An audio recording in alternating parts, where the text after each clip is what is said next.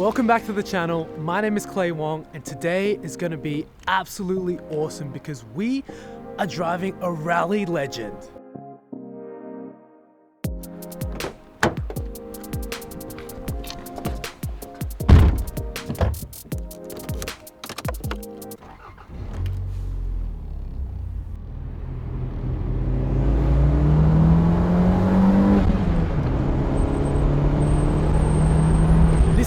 No slouch when you get on it. It's actually pretty darn quick. We've got the destination set in to where we do these car reviews. I'll catch you guys in a little bit.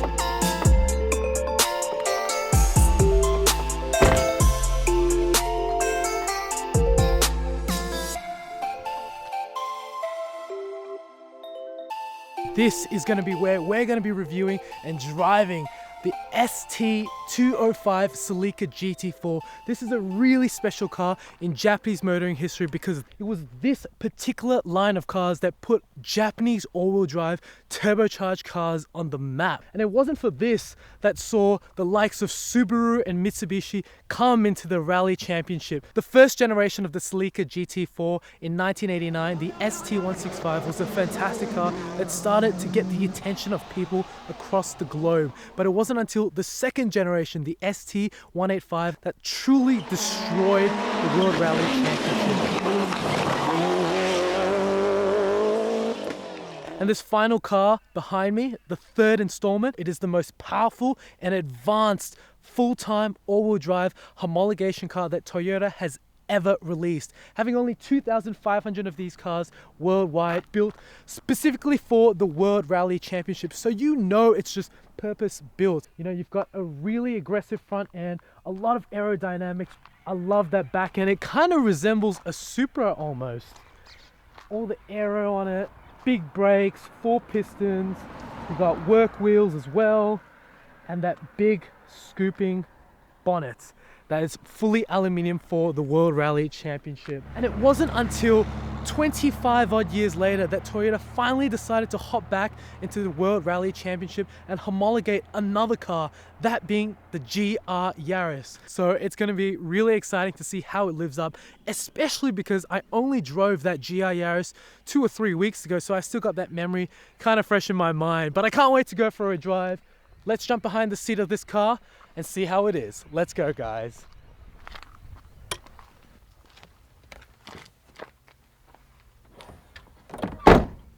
Before we start off this review, I just wanted to touch upon a little topic that I've kind of had on my heart for quite some time, and that's the future of this channel moving forward. I've been making car reviews for the better part of 2 years on this channel, and what started off as showcasing the love and passion I've had for these cars, driving dream cars that I've never thought I'd own, experience, you know, it just blows my mind, and I love every single bit about it. However, it's become a little bit more mundane as I have to spend a lot of time to get it all down pat.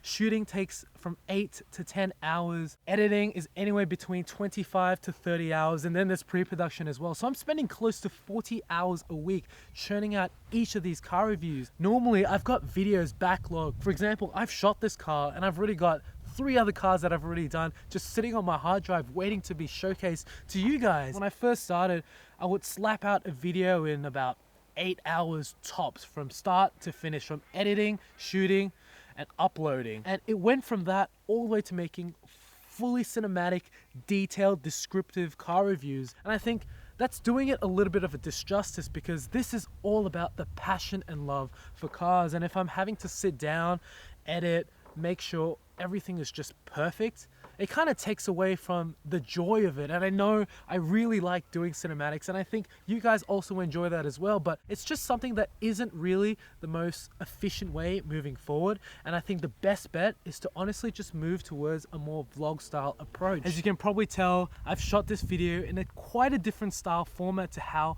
I usually have my car reviews, and that's purely because it's going to be so much more entertaining for the audience, because I'm going to have videos stacked back to back, and it's going to come out even more often, and it's going to be more thrilling for me because I don't have to spend honestly as much time sitting behind the computer chasing down all these specific clips and frames and making sure they're perfect to the T.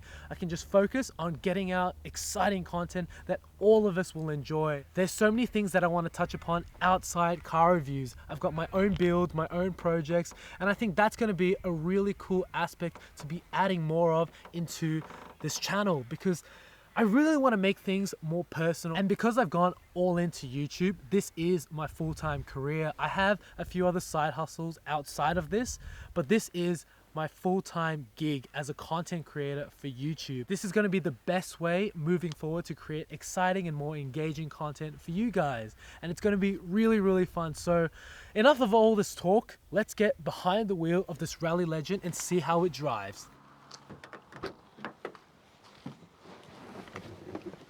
All right, let's go, guys. I'm super stoked. I've never driven a Celica GT-4. Obviously, I drove it out here, but it's gonna be really awesome to see how it lives up to the GR Yaris and how it lives up to, I guess, comparing it to even the Mitsubishi Lancer Evolution, as well as the Subaru WRX STI. So this is the car that came well and truly before all of those cars. And so once the WRX STI came about and the Lancer Evolution, it was actually the end of the GT4, but that's because this car actually got banned on the World Rally Championship. This particular car had a turbo restrictor that made it make even more boost than the competitors' cars. It was really advanced and trick at the time. So let's just see how it is, cut all the yapping. Oops. Right, we are clear. Let's set off.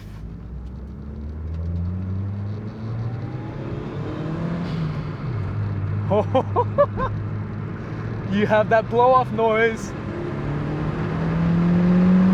My word.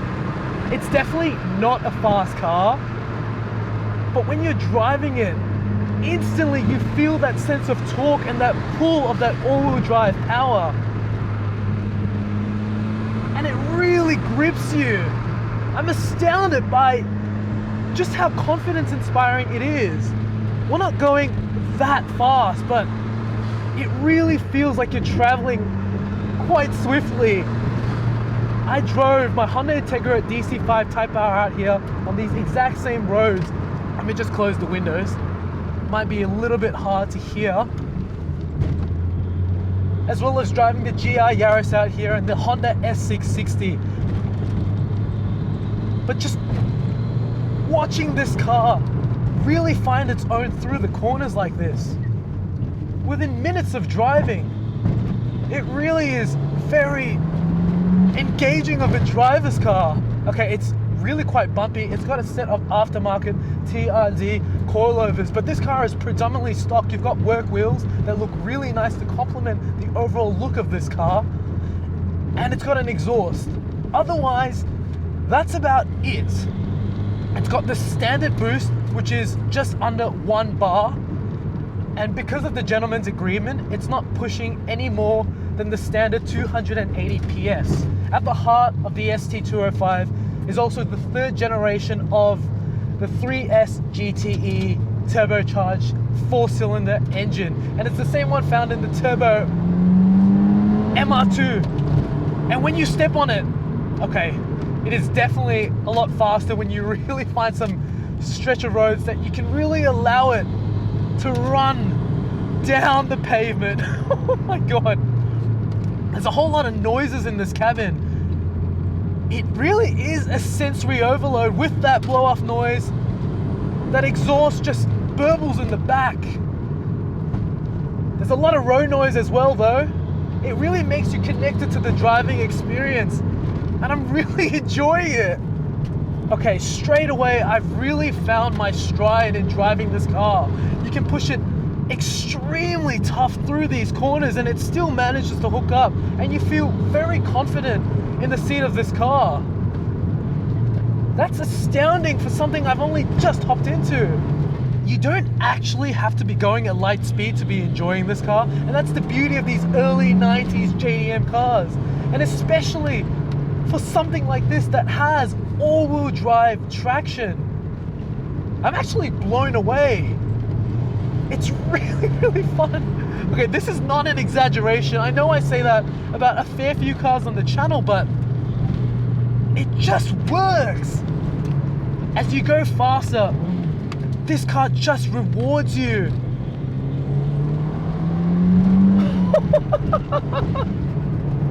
Oh my God, it is so intoxicating to drive. It just feels so planted through every single corner. And then when you find the exit of that corner, you can just literally step on it and it just flies right through. It doesn't take a lot of skill to drive this car fast, but it really engages you as a driver, and I really enjoy it. And best of all, this car is bone stock factory. You know, the ST205 is a very tunable car, and the engine alone, the 3S GTE, is even more modifiable. It's a known platform across the MR2, across the Celica GT-4, and everybody just knows how capable of a motor it is. You've got that Toyota magic of absolute bliss reliability, and that's just uncomparable for these Japanese sports cars. And this is also a very iconic car in Sega Rally. If you played that video game, you'll know just how iconic this car is when it was sported in that game. There's no problem daily driving this car. You've got aircon, you've got creature comforts. In this cockpit, it really resembles a fighter jet, very similar to the Supra. This was the golden era for Toyota in the 90s. You had the MR2, the GT4, as well as the Supra. And I think this was largely the underdog in terms of the cars that people wanted. Because it was all-wheel drive, I think it hid in the shadows, even though the huge success that it had on the World Rally Championship. But all in all, fantastic car. The elephant in the room is, how does it compare to the GR Yaris? I was taking these corners out here in the GR Yaris probably 20-30% faster, and it was a little bit scarier. Don't get me wrong, the Yaris is an exceptional car and it's so fast that you kind of really lose the element of driving. It becomes a little bit too easy and it's almost video game like. And yes, it is a manual, it is still really rewarding to drive a Yaris, and 30 years on, it's got such epic driving dynamics that I really can't fault the Yaris. But if it had to be a car that you wanted to drive on a weekend and just enjoy what driving is all about, this car takes the cake. What a blast that was. We're gonna go let the car cool down a little bit, and then we're gonna go head over to Promax and talk to Alan about just how awesome the GT4 is. I wanna know what he reckons of the car because he owns many JDM Legends, and it's gonna be interesting to see how it stacks up in his book. But on a side note, just walking around this car with the fog lights turned on, all the lights engaged, it honestly really looks like a rally car. So prices for the Celica GT4 are quite high. You're looking at spending around, at the very minimum, 30,000 Australian dollars to get your hands on a JDM import, and even more for an Australian delivered car, because there are only 77 of them that were delivered locally. All right, let's go head over to Promax, talk to Alan about his car and see what he reckons. Hey brother. Hey. The car was so good. Yeah, thank you. Yeah, honestly, it drove awesome. Like, I was blown away because it really feels so planted, and Yes. you don't have to be going super fast. No, It's those just old works. schools, yes, old schools 90s technology. Yeah. Like all these newer cars, yeah. they're very stable, but then you don't realize the speed that you're going. Exactly right. Yeah, but now all this you don't have to go over the speed limit, and then you still feel very fun to drive. When it comes to your favorite JDM cars, how far up there is the GT4? Like, is it like top 5, top 3? I would say top 10. Top 10? Top 10. Okay, I wonder what is in Alan's top 10. The favorite is still the 86, like A86 in terms of old cars. Yeah. And then the best front wheel drive I've ever had is probably the old school Mini. The Civic, the Type R's, or the EK9 DC2, they're one of them as well. Yeah. And then the GC8 and this one and the Evo 3. I can't decide which one is the best out of those three. Right. Yeah, that's why they're all in the top 10. They're all in the top 10. The GC8, the Evo 3 and this one. Thank you so much again, No Alan. problem. No I really appreciate it. Thank you. Anytime, bro. Well, that wraps up today's absolute blast through the hills in the Toyota Celica GT4 ST205. I'm just astounded by how epic of a car it is, still 25 years on. It really lives up to that rally legend heritage. If you guys enjoyed the video, please give it a thumbs up. In the comments below, tell me what you like about the Celica GT4, as well as future car reviews and what you think about them in a vlog style format. Don't forget to hit that subscribe button as well, and I'll catch you guys in the next video. Please take care. Bye for now.